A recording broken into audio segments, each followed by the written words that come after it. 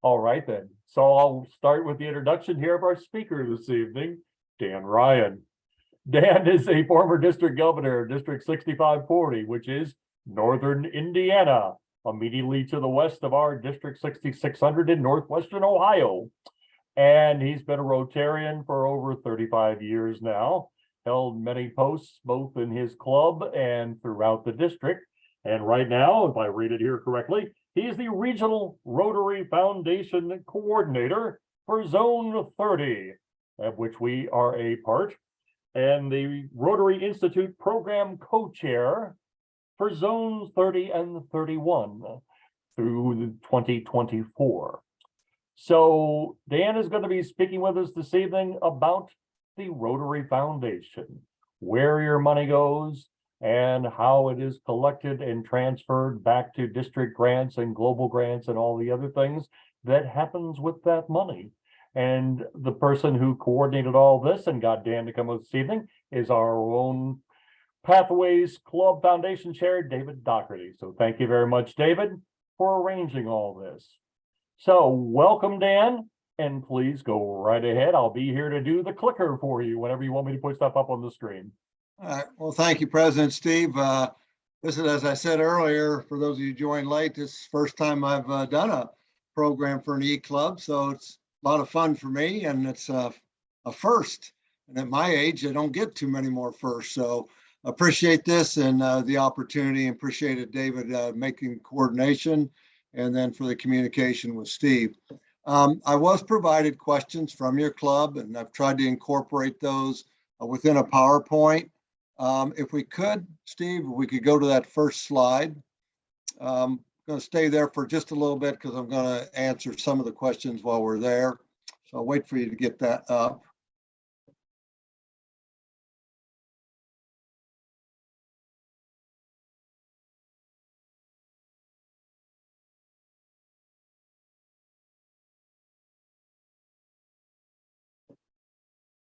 Here we go.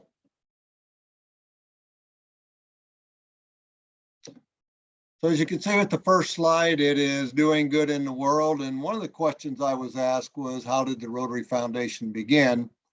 It actually began at the Rotary International Convention in 1917 and was then our sixth president, Arch Klump's idea to do good in the world.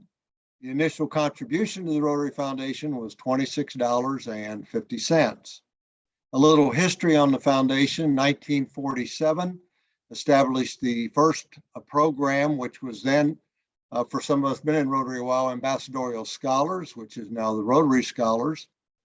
In 65 and 66, the Group Study Exchange, which is now more the Friendship Exchange, awards for technical training, and what were called matching grants, which are now referred to as global grants. In 1978 was the first, we had the first project for the 3H, which was health, hunger, and humanity. And the first thing they did was they wanted to immunize 6 million children in the Philippines. And that was so successful that in 1985, they began the Polio Plus program that still goes on to this day.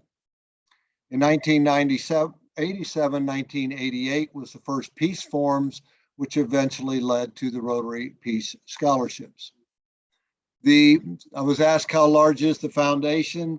I'd say between the fiscal years 2021, 2022, averages about $1,275,000,000. About half of that would be the endowment, which is $666 million. Those funds are never spent, just the earnings off that support programs. And then there's another $882 million in expectancy. So when you add them all up, it's about $1,550,000,000 with a goal of reaching $2,025,000,000 by the year 2025. So we have some work to do. I was also asked, how is the Rotary Foundation managed? It actually is governed by Rotary International Board of Directors.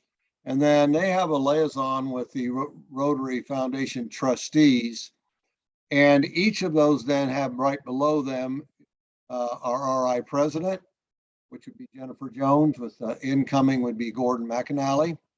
And then on the trustee side, you have the trustee chair, which this year is Ian Risley, and next year will be Barry Raston. So you can see the trustee chair is a past RI president, and about beginning their 5th year after they've completed their term, they then become a trustee chair.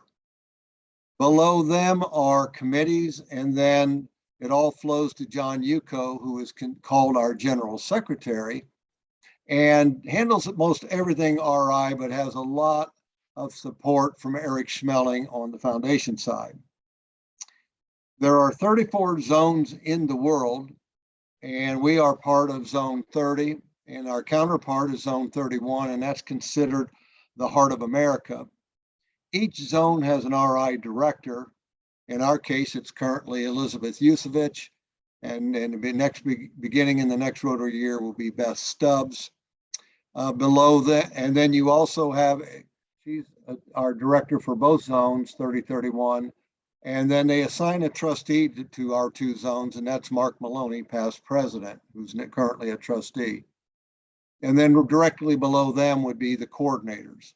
So I'm a coordinator, the foundation coordinator.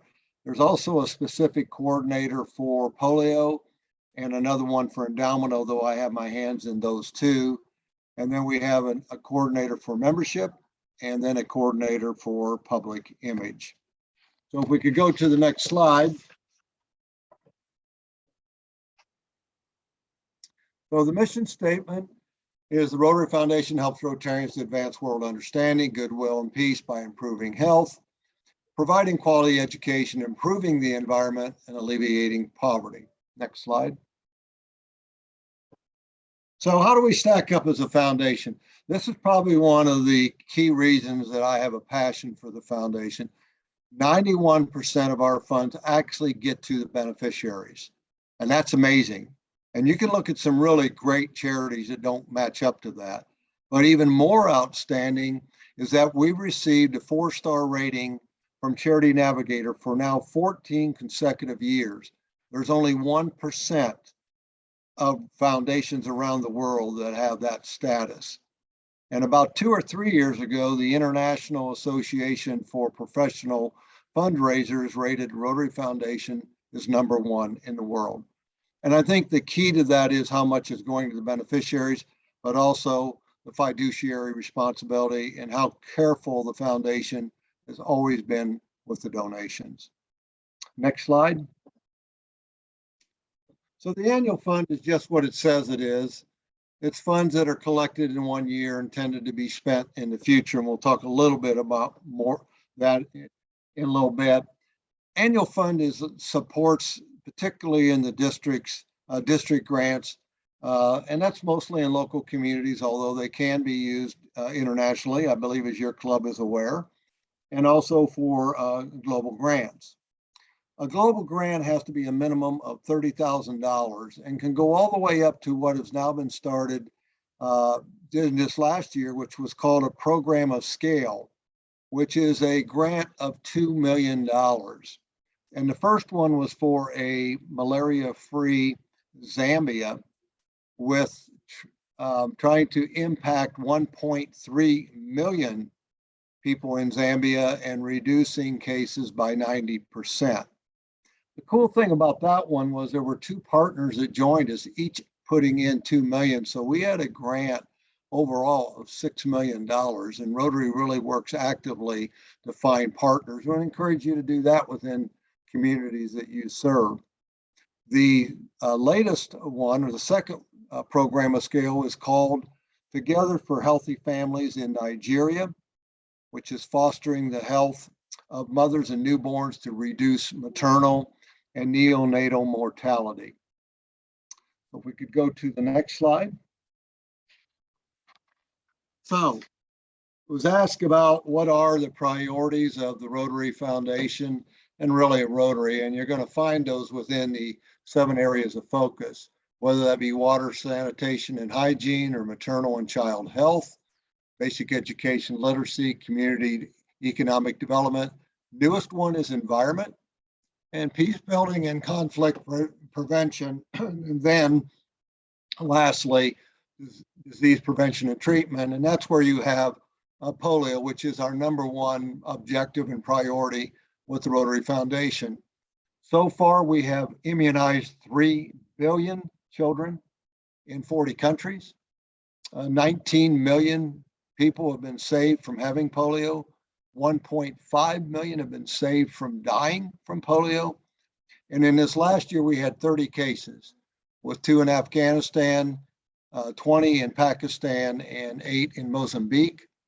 Really 2 endemic countries, because they determined that those in Mozambique were for migration. And when you saw the sample that was found in New York, it just tells you it's a plane right away. I thought, and I said this to those that are senior leaders, that when we were campaigning saying we're down to 2 cases, we really should have been making people aware we're still immunizing over 400 million children a year. And until we get rid of polio, that's where most of this money is going, is to continue on an annual basis to immunize those children. John Germ, our past trustee, chair, and also past president, has told me it's as high as 450 million. So we need to keep the fight up. So if we could go to the next slide. So you have annual fund share. And as you all know, Rotary loves acronyms, but in this case, share doesn't stand for anything. When you donate to the annual fund, those donations are invested for 3 years, and then they come out after that and are used either in one of 2 ways. 47.5% of that goes into what's called the World Fund. 47.5% of it comes back to the district, called district designated funds. And then 5% stays for the operation of the foundation. And that was important to be able to have sustainability and to keep the high rating that we do from Charity Navigator. About 80%, right now, the foundation out of the World Fund is matching global grants at 80%. I have seen them use the World Fund also for polio. District designated funds, it says here district grants and global grants, but in my district, we also use those for scholarships for Rotary scholars. We've also used those funds for youth exchange. What a lot of people don't know is that donations to the Disaster Relief Fund flow through the annual fund. And last year it showed up quite a bit, because in Zone 30, we had over $530,000 donated, and the districts in Northern Ohio were the biggest. One at 180,000 of that. So huge contribution. Now, as you know, the trustees allowed, I was asked this question, the trustees had, at that point, you were able to designate those funds for Ukraine, but then that time ran out and people still wanted to support for humanitarian purposes the Ukraine people. And so the trustees just recently ruled that they are going to designate funds directly donated for the Ukraine purpose can still go directly there, as opposed to normally those donations go into a disaster fund and anybody can apply for them for any type of disaster. The trustees have also opened up the door that if there is a significant disaster, they can designate that disaster for specific funds. And sadly, with the recent earthquakes, I've not seen anything in that regard, but that certainly would qualify as where humanitarian need will be needed. Let's go to the next screen. So every Rotarian every year. And that's really just asking every Rotarian to donate something. And as it states here, just those that donated $25 to $50 accounted for $5.3 million in giving to the Rotary Foundation. But some really interesting statistics, and I'm into those type of things, is that in 2021-22, about 140 million was given to the annual fund. This last Rotary year, that was about 144 million. But sadly, worldwide, only 1/3 of Rotarians donate to the annual fund. And sadly, in our 2 zones, only about 50%. You can imagine all the good we could do if everybody would kick in just something. About 80% of our clubs do support the annual fund, and out of those donations, 1,200 global grants were awarded. Next slide. Was also then, we're going to spend some time with individual and club recognition. And on the next slide, first talks about the lowest level, which would be recognizing people who are what are called sustaining members. These are individuals that are donating $100 or more to the annual fund and are encouraged to do so for at least 10 years to become, next screen please, what is called a Paul Harris Fellow. And Paul Harris Fellows can either become that by donating $1,000 at one time or cumulatively, or receiving what are called recognition points from another donor, 1,000 recognition points. And essentially every time you donate $1, you get a recognition point. So if I donated $1,000 today, I would have 1,000 points, and it takes 1,000 points to become a Paul Harris Fellow. Or thirdly, it could be that individual donating and then points making up the difference to bring him to a Paul Harris Fellow level. Next slide, please. Paul Harris Society is the Paul Harris Fellows on steroids because it's individuals who are donating $1,000 or more a year to either the annual fund, Polio Plus, or an approved global grant. And there are 30,000 of these individuals worldwide who are donating at that level. That accounts for 21% of all the money that's donated to the annual fund. So they're very important to have as a part of our giving group. And these funds are obviously being used for local and international projects. And donors that are doing this are eligible to earn recognition and donor credit. The endowment fund doesn't get a lot of attention. But one thing I heard years ago that I like is that if you leave $25,000 to the Rotary Foundation and assume that it earns 4%, that you could be a Paul Harris Society member, 4% of 25,000 is $1,000. You could be a Paul Harris Society member into eternity or as long as we're around. So just something cool and something to give some consideration to. Next slide, please. Club recognition for the clubs themselves. A club can be considered 100% foundation giving club. I believe the minimum is that at least $25 has to be donated per member. Every Rotarian every year club, to where the club itself has every Rotarian donating. 100% Paul Harris Fellow Club, that's pretty rare. I've seen it a little bit, it's coming into vogue a little more. I think my district has 3 or 4, but for years you didn't see any in any particular area. And then 100% Paul Harris Society Club.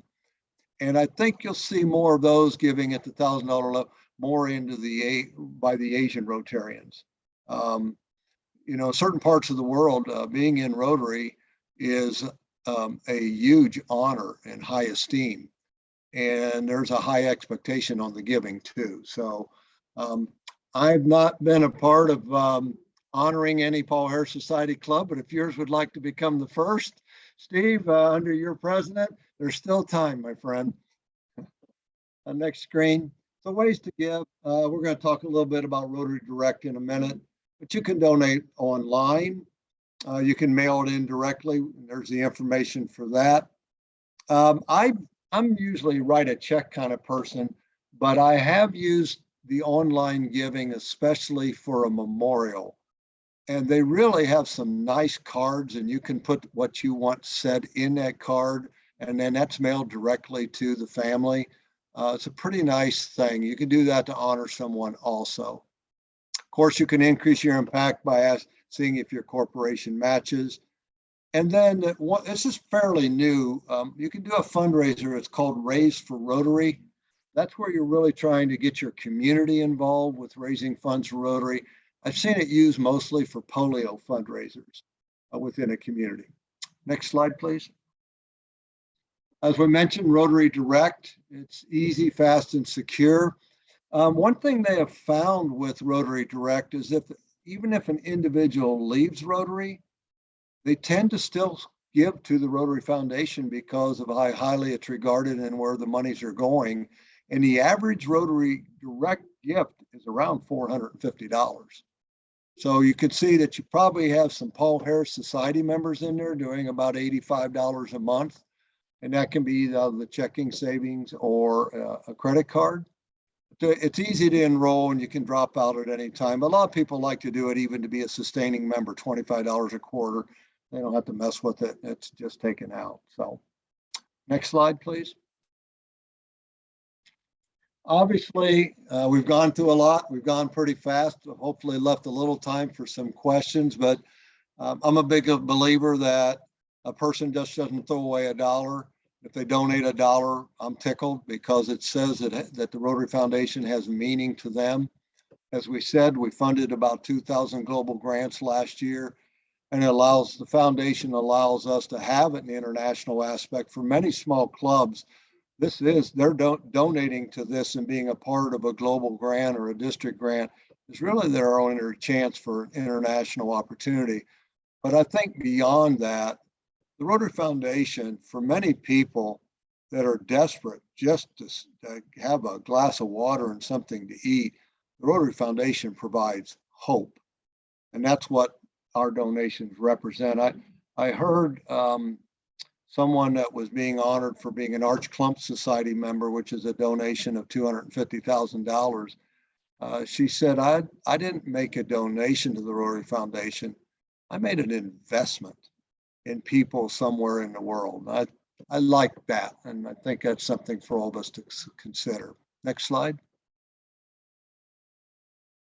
So I thank you. This is really a privilege and an honor to be with you tonight on behalf of those less fortunate. Asking thank you for your support of the Rotary Foundation. If you're new to it, hopefully I was asked to this would be for some individuals that maybe didn't have some knowledge. I know David as a PDG, and some folks on this call probably know more about the foundation than I do, but do appreciate their attention. And we've left time, Steve, if you want to go to for questions. And then the last slide is my contact info. My term was a 3-year term and it does end June 30th. My successor will be Sam Adams out of Alabama District 6880. But you have an assistant in your area that is Deb Cheney, handles 6600. So she's from those 3 districts up there and is a past district governor. So if you need anything from me, I can hook you up or help you any way I can. But are there any questions?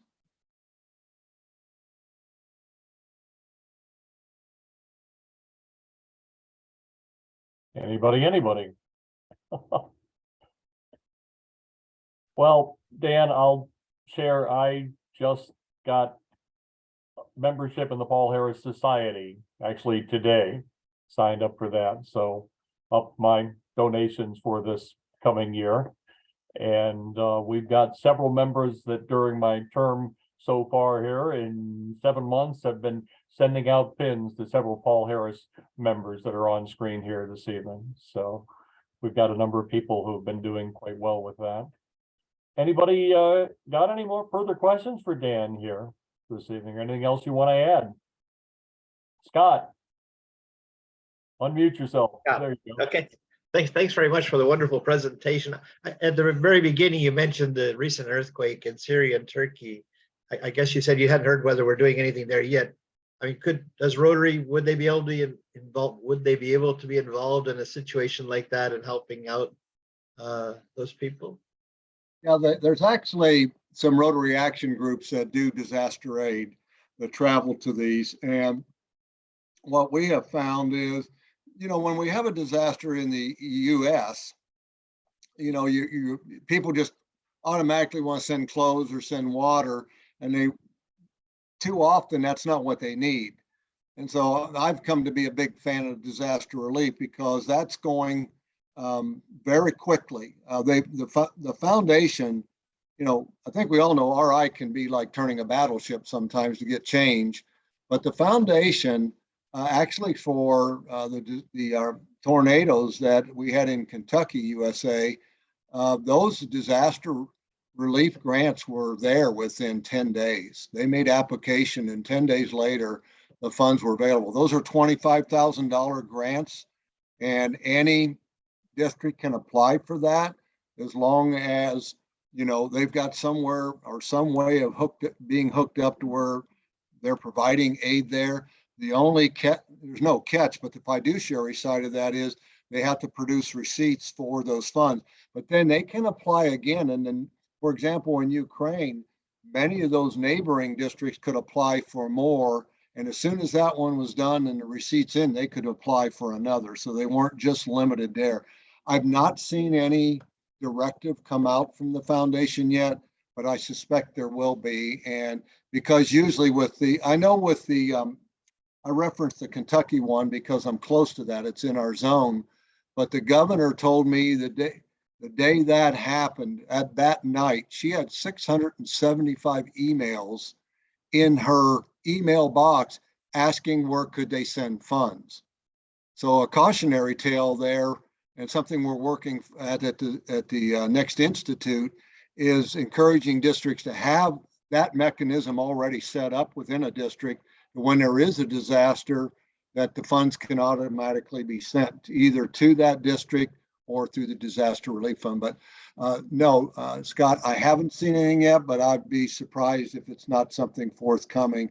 I think they try to figure out where the governments aren't fitting, what are they addressing, and then where's the holes, and address that. I know in the Ukraine, a lot of it was health supplies, medications, shots, those type of things, those type of supplies because of the bombings to the hospitals. Yeah, I'd imagine it'd be a difficult situation to identify really where can we help specifically. I mean, as a general concept, it sounds good, but you have to find what. Yeah, and I think, if you can get those local Rotary clubs, they're going to tell us. And I thought the trustees were smart in saying, we're really emphasizing the grants to flow through those districts that are taking in refugees and are neighboring Ukraine, because they knew better. Now, I do know of some clubs, I think 6600 was one of them, that just recently had a direct connection to Ukraine because they weren't sure their funds were going to flow directly through the disaster relief fund and back through. So they made their own connection and made a significant donation.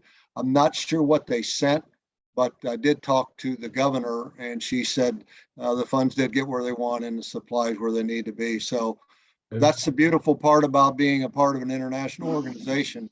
There's somebody somewhere that we have a project in District 6600. It's called Mesa Medical Equipment Center Broad. And I know we've sent 2 shipments to Ukraine. That might have been what they were talking about, because we always do that rotary to rotary. So. That's impressive. Especially, that's really the fun, and sends a chill through you when you see what Rotarians are doing worldwide. It's just inspiring. And every day I'll learn of something new. And a lot of times it's so quiet, you don't hear about it at the zone level. It's just, we try to, this year we had the opportunity to meet each district, all 14 districts in our zone. And when I did that, that's when you really get to drill down and say, so what are you doing that nobody knows about that we can share with other districts for them to consider doing also? So that's been a lot of fun this year and really enlightening. Regarding the earthquake in Turkey, Jennifer Jones caught up with us in Guatemala just a few days ago and told us at the group meeting that Rotary International funds, emergency relief funds, had already been mobilized to help out with the earthquake victims. So that happened like right away. And I think sometimes they can use the World Fund for that, but I wouldn't want to swear to that. I mean, they've done that for polio in certain situations, but maybe they don't have the same availability of funds. But yeah, Rotary's pretty quick to act. But I know I've talked to different Rotarians in different parts of the world where they have disaster teams set up that immediately respond and then get back to Rotary as to what they need. So pretty cool organization. Thank you. Dan, and I don't know if you can really speak to this, but I know a lot of us have donated to the Shelter Box organization, and I just got an email requesting a donation from them for Turkey.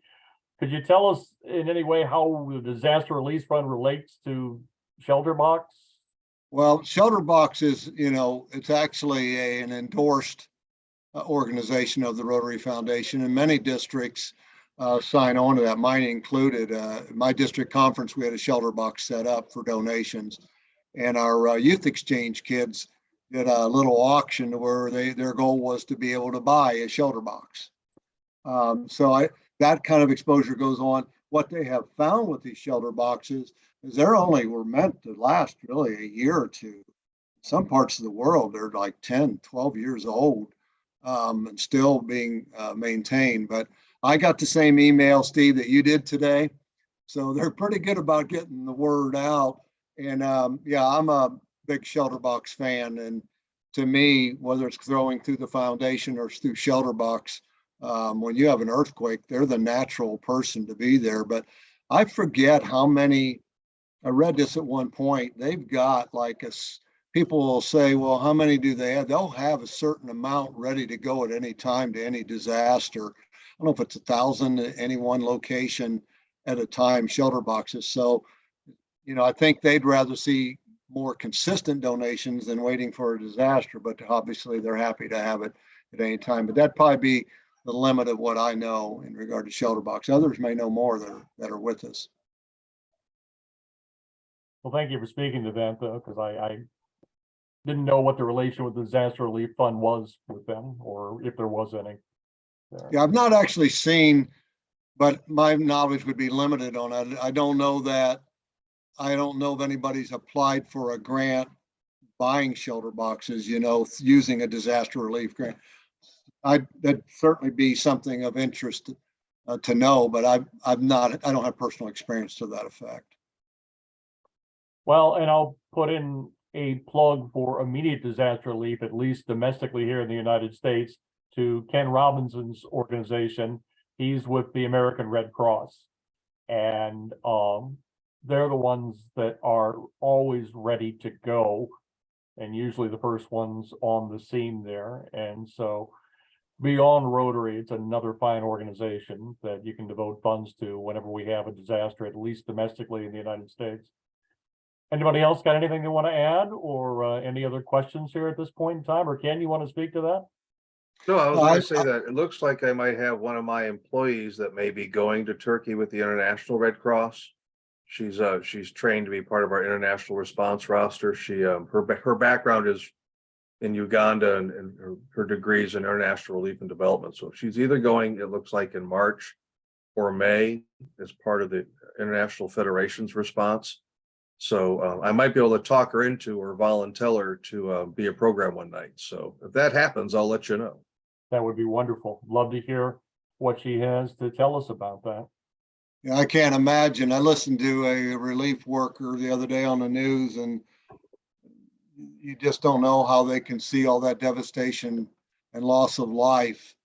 And, these aren't people that are going there for a day or two.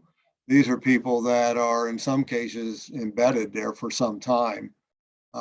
So, God bless them for that kind of commitment. Yeah, and I think you really brought out tonight how much we are all contributing to this through Rotary and how much good they're able to do in the world. Jim, you had a comment or a question? Yeah, this is a little bit different. On